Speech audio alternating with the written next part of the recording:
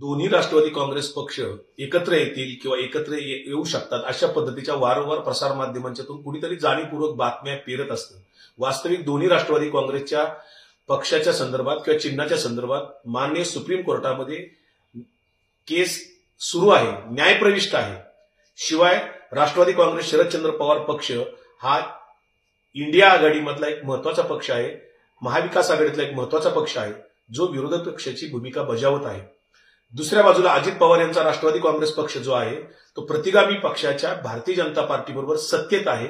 जर दोन्ही पक्ष एकत्र यावं असं कोणाला वाटत असेल किंवा यावं अशा बातम्या कोणी पेरत असेल, त्यांना माझी नम्रपणाने सांगणं आहे हे दोन्ही पक्ष एकत्र तेव्हाच येऊ शकतील जेव्हा अजित पवार यांचा राष्ट्रवादी काँग्रेस पक्ष महायुतीतून बाहेर पडेल, सत्तेतून बाहेर पडेल आणि प्रतिगामी भारतीय जनता पार्टीचं नातं तोडेल, तेव्हाच हे दोन्ही पक्ष एकत्र येण्याचा विचार होऊ शकतो।